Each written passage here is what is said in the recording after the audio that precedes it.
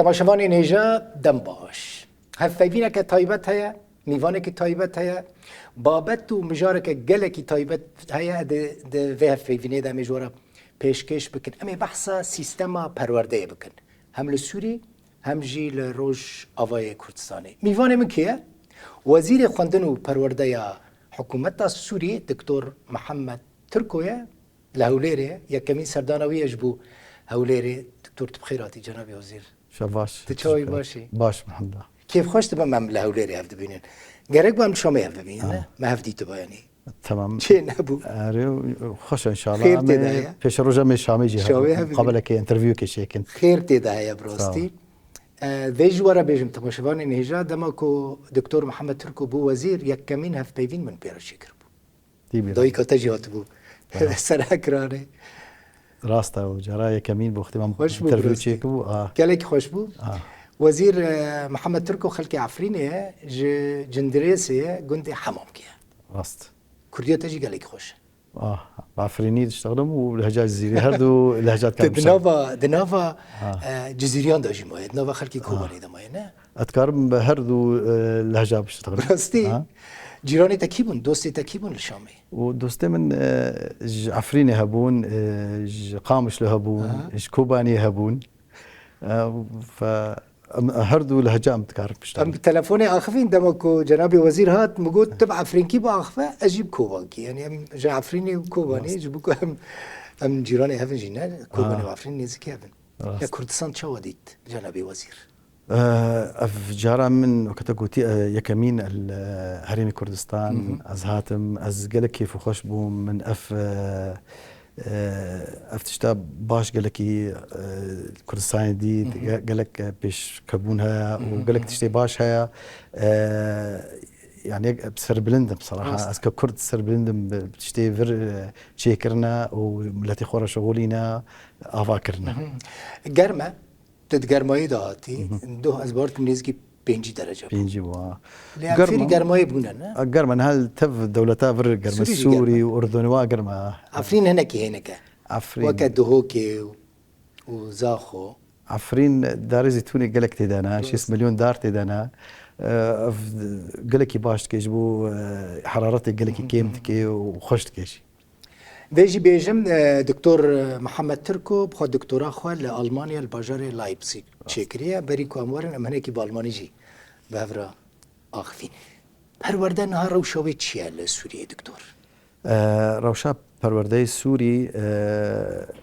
اولی گلکی زحمت بونها براستی وقتی از هاتم 4 سیستمی پرورده سوری هبون هر سیستمی که منهاجی منفصل بون معاش استازا ماموستا نوکه هفتو بون معناها تقریبا ام كان سيستمك يك معاش استازا ماموستا حمو بون وكه هفتو افتشاكي قالك باش بو تشتادوي منهاج ما كريك يعني منهاجك يك يجيبوا حموكا افتشتكي عدالات تخيبوا طلابة نفس منهاج بخنين امتحاني واجي نفس يكتب هذا واعتراف بالدبلومين ريفا بريا خو سركر مع اعتراف ب شهاده واكر نها يصلجي قدماندن وصالا بيجي كارن قروي منهاجي شهاده خو بقدمين يعني 2026 و 2027 خوندنا خبر دوام دكن پشترا جناب وزير وي جواب عندنا بكردي ويتشاو ببل منطقين هرمين كردي طبعا متشكي بيجن سروك احمد شرع مرسومات سيزداي درخست 2026 او مرسوم قالك تشتي ما في كرماجه تدبو كرد قالك ظلمين السوري شعبي سوري حمو ظلمي بس كرد بتعيبات ظلمين سروك اف مرسوم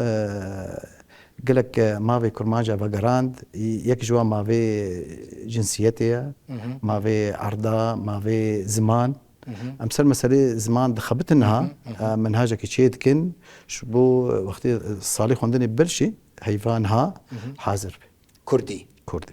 باشا هون دفكرن دما بيشتا مثلا منهاجة پرورده لهرمين كردي لنافچين ريفابريا خسر بكن حمو ببا كردي مثلا عربي ورقرين كردي او منهاج بتمامي بكردي ورا خواندن يعني نا 10 ساعات يان 4 ساعات زماني كردي نها مسألة ما في ملت زمان دا ما فكي أساسي راست نا أما بيجن رنجكي إنه كرد بزماني خو بعلمتي أفتشتا أرمانجا ما يجيا وأمسرفي مسألة تخبطن يعني تشقاس ودر أم هي تخبطن تدامنا جهنا قرارك نهائي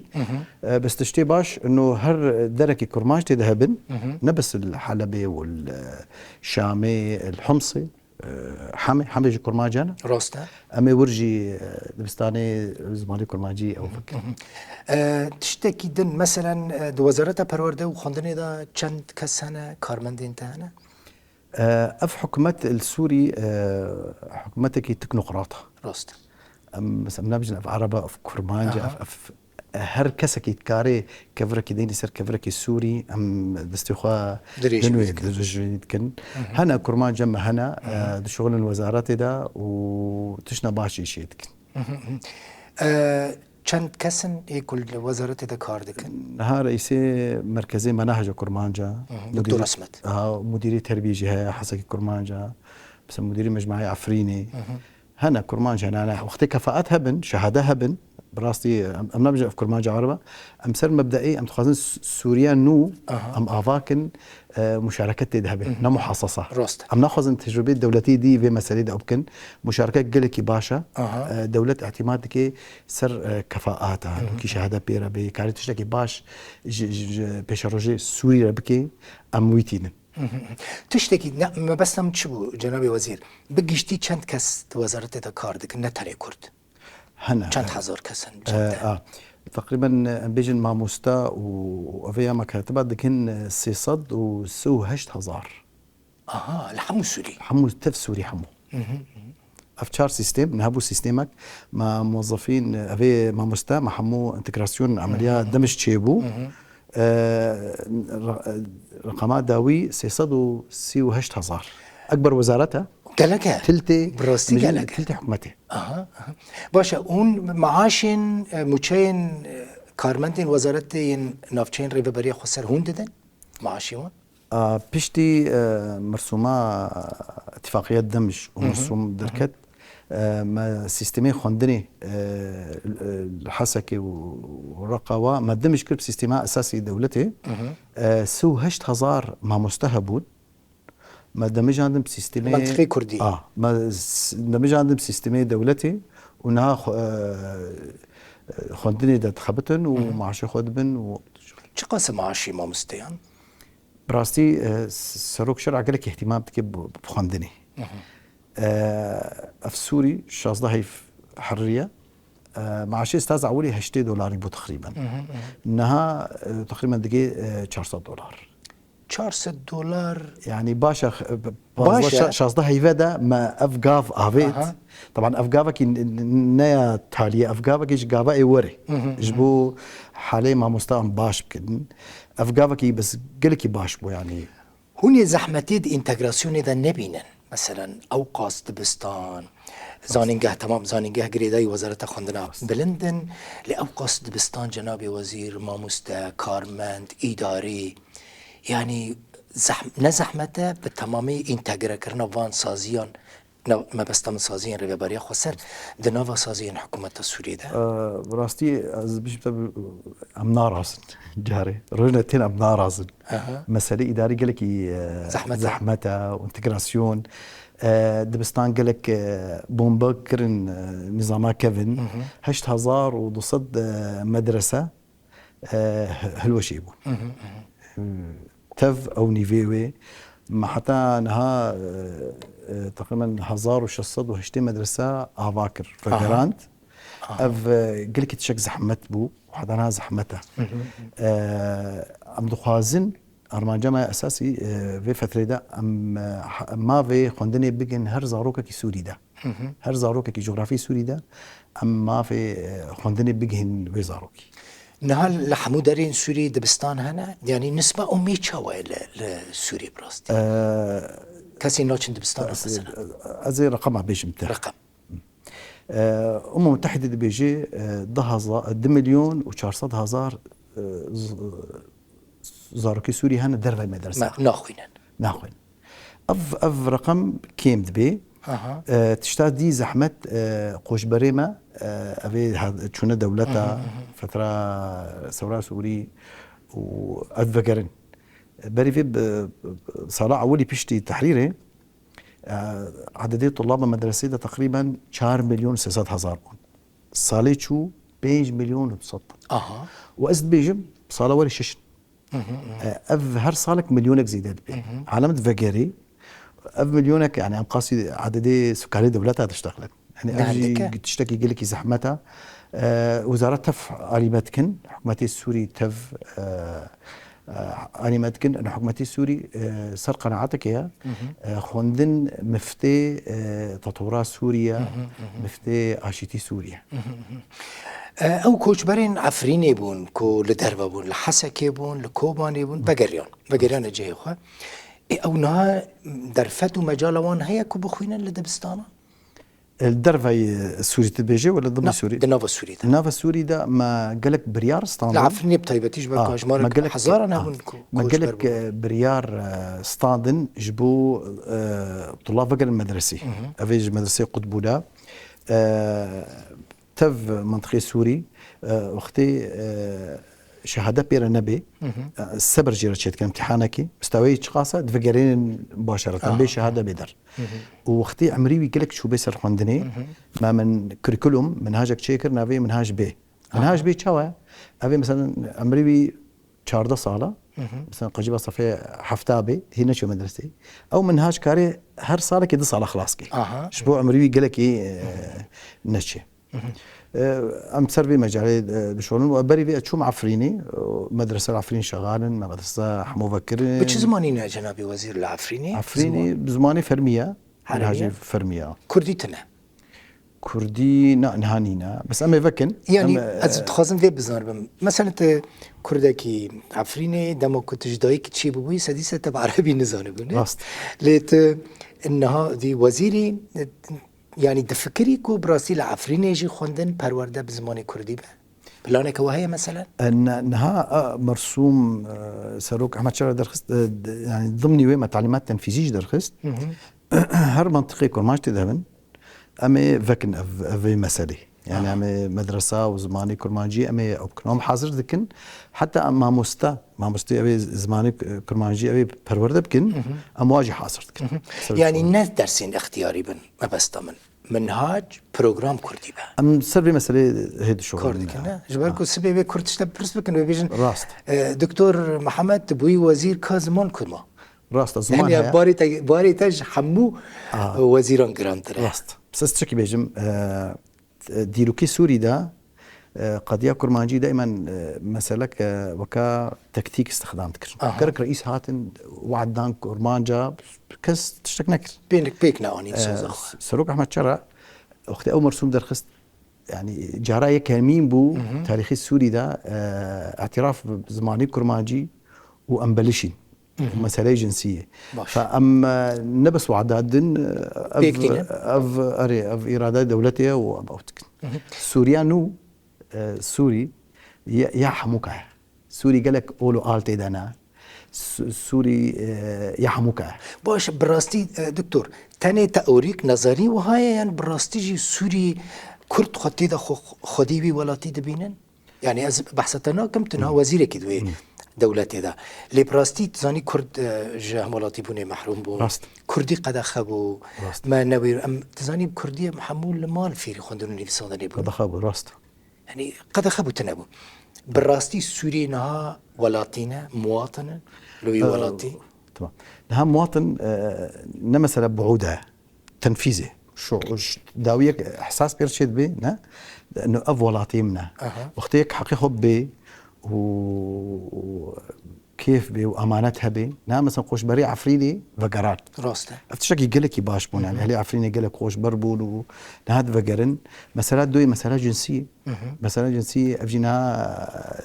جنسية خبن مسألة زمان ف مسألة شعور بالمواطنة إحساس تنفيذته مش وعودته شبورة بجم جراية كمين وزقلكي راستي متفائلم بشرجي السوري ان السوري بهيزا تنوعي خا كرماج عرب سريان ان او قوتك دي السوري وتشتك خوشك دي السوري پارلمانتری مجیانه تلگلوان جویایی زوار ونشتم 11 12 13 براستی از نزانم یعنی تشتی از آنم 12 پارلمانترین افجي جاراي كمين ديركي سوري ده سيجده قرب معلومات سيجده كده سيزده باشه زيده من باشه سيجده عضو او سيزده او كرده حمايه ارد بجنا يعني حم كردن يعني او جاراي كمينه سيجده عضو برلمان كرماج دقين برلمان السوري افجي كيما اما دكتور لقور نفوسها كردان للسوري سيزده قالك كيما وبقاربن رولا خو بليزن يعني قافك يقلك باشا تلقلوان جيفياي وبحثة شكر والله مروشتن آخفين اشتغلين كردي آخفين كردي آخفين قال كيف خوش بون نديرينا وميزان ومشتغلين يعني قال لك خوش بو يعني باشا تنها هاتي كردستاني الهوليري تزاني پشتی کو شر لسوری چی بو 1011 نزیکی 25000 کردین مین روجاوان هالفرن راست هزاران زاروک دچنه دبستانان دخوینن باشا اف سبی اگر بگریان ولات خواه و بکاربن لوی داری خوندنا خو بردوام بکن هونی اعترافی به خوندنا وان لوی داری بکن اختیاز به رئیس سروک را روشتم سروک وزیر سروک وزیر عراقي اي كردستاني كردستاني كاك مسرور من وي قولي ساعتها وخش وخش بري سوري واستقبال كرن وما في خاصة نيا زاروكاش بو خندني متابعة واكرن تشقلك باش بو اف نها قالك فقران تركي اردن ولبنان وعراقي وهناك تفقرن هريك شهادك بريا تكاري فقري حتى شهادة بيرا نبيجي سر مستوي ان فقرينن تكاري هري كيجا دبستاني اما اوتكن بس وقت تخازي شهاده مثلا بكالوريا بقدميني والنهي بريا او شهاده بتصديق بكي ام بي اعتراف تكن ومباشره وام قالك ري خش ورا دفتكن يعني هم بارد من اليكار مثلا اكيد فيدري صافي نهام خوانديه دكاره ورا الفيدري نهام بردوام بك يعني درباسي دهام ببه ايك فرح بس الصفيحه فتي خلاص كريا كاري سوري الصفيحه اشتي بردوام بك مباشره انا كيف الصفيده وبتاع بكي وام قالكي يعني كيف خوش الوقت دفقرن ولاتي خو خوندني خو تمام تكن وام بنخص ماتي وادا الفيدري براستي من قالك بروجرام برا شي كريا قالك جوان دلبون لفر بخوينن فقرن خوندنا وان حمو فالات تشيل بوشي دچا يعني براستي هم خوندكار هم جي مالبات وان دوي خميده بون كوي حكومه سوريا اعترافي بدبلومين ما بشهادين منك نعم اعتراف كن حتى از بيجي ما بكالوريا فر بريات خازي زانيغاه شامده تمام كي كاري بكالوريا خبينه وزاره التربيه وزاره پروردي اما بتعديل بكن وكيف جامعه تلفر مجال ندي تبشي الكامبان بقري وان ببيني خلكي ما يكون في دارنا بتشي دبستانين روجاوان ما هنا جديتن او كرن و قالك مطلبي وهابون از قداري واكرن وحقي وايا بس متشتق لك جواره يعني وضحها انه فقربون نزح متى علي قندني ده او علي شهاده در من بخو بلان چ بلان كربو جناب وزير من دخواست هناك طلابان خوندكارم بينم او جي الفيدري بمره حاضر بانا برس كربانا براستي ليتا قلت مجالة زيدتنا قال لك موعدي تاعنا فدقريجي تزيد الفر ناميني كردك بابا وزير پرورده للسوري چاوا يعني بترد بنا آلي كار این قلت كار دكن بيواندي تو سروكي السوري أحمد الشرع چاوانا مثلا وكم قلتي يعني سروكو اف حكومت يا السوري تبدا يعني اف حكومتك تكنوقراطه ملتي السوري و دشغلن ملتي السوري كلك ظلمي وتايبات يا كرمانجي ظلمين ام تخازن كراماتي انساني سوري بقرين انساني سوري بلنبي بنافي ولاتي خواه ام تخوازن سوري كي نو افاكن سوري كي دولتي قانون ديمقراطية حمو سوريا ام سيرفي مساري حمود شغل بيواندي تو علاقتي تو رئيس باشن أحمد الشرع سروكي دولتي قالك باشا واهتمام دي مسألة كرمانجي ومسألة خواندني قالك اهتمام ده جرينجي ده پرورده بزمانی كردي قالك اهتمام تك پرورده مدرسة بخواندني اف قالك يعني بالمسألة مجهولة كرديزاني بأخفى شرع بس بيفانا اخف ما بس وزير دربه بكرديزانه أسعد شيباني والله تجيب قجيبة ظاهر زاني نه بشكل القامش له قامش له مظلوم بوا واري خوش بو براسيس كيف خوش بو تبوي ميواني من وهيفي دكم دمك خوش دربس بكي اگر ت پیامك تا مساجك تا جبو خلقي مي كرد هبا لروج اباي كردستاني تيجور تشبيشي مساجي من بيجم انه بيش رجل سوري يا سوري حموكا سوري بهيزا بقالوا عليخوا خوندن قالكي باشا وجرينجا جرينجا هر كسكي سوري منها رقم قوتن كلك بيخوندنا تخازن صار كيما فاقن دبستان ام جواكي افاكن جواكي سر خوندني سر قانوني سر ديمقراطيو وام تخازن حمو دستي خوا او بكن ام ولاتي خوب بهف تفهف بيش روجك خوش شيكن بيشتي كنت بي وزير براستين مراكر بيواندي تو هفال انت ين بري بردوام من يعني دانست هفال انت بري هبون بري كنت بي وزير نه جيران بون هفال بون دوست بون هر او هفالتي بردوام دكيان يعني اف بوستا تايا وكا وزير پرورده و خواندنه تجوان بدور نخستي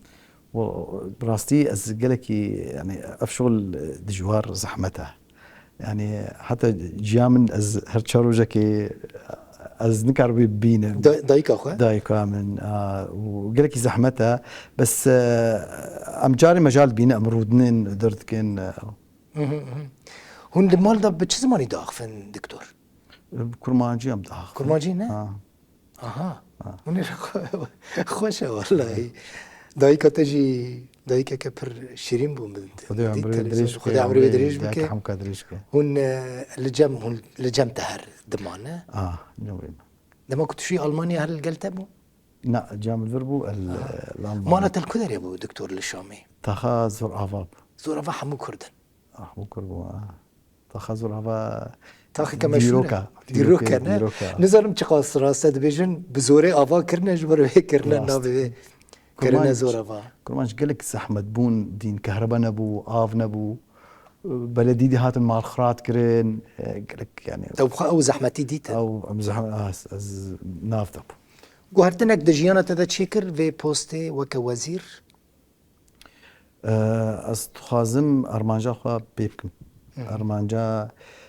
هر زاروكك سوري بقي ما في خوا علي خوندنك باش ديسات بيجم ام تخازن كراماتي هر يك سوري فقرينن وهر يك بنافي ولاتي خاص سريخو بلن بكي بيجي سوري قالك سباس دكتور زور سباس كيف خوش بوم براستي جاري كمينة وزيركي كرد تي فيدري هوليري ودبا ميفاني من وكرديتا قالك خوش بو صافي ساعتها كرديتا انها تماشفان وبين حسن كاتج عفريني تج قامشلوي تج كوباني تحمو ميكس كده خوش از محاولتكم بشتغل انه حموج بفهمكم تمام زور سباس زماني عفريني بوريك جرونا بوريك كالك عفريني كان كنت بيجا از وكم قلت سلف مطار قلت احتمال قائبه سلف روستا بوريم جرونا وركيم الدوره بس ام بحفظره بوريم سفكه بوريم سفكه عفريني زور سباس تبا شبان ايجا سباس بو وجي وزير خوندن و پرورده سوری دکتور محمد ترکو میوانه مبو به هیویا کامل شامه هف ببینن و جاره کدن تواری بید يعني جل روجوا العفريني القامش لو الكوباني تخوش ام حاضرن تهرا قالك سباس ساعت مرتابة يا تجاوز سپاس دکتر. سپاس بجی ساعت سلام. خوش جوری. سلام. يلا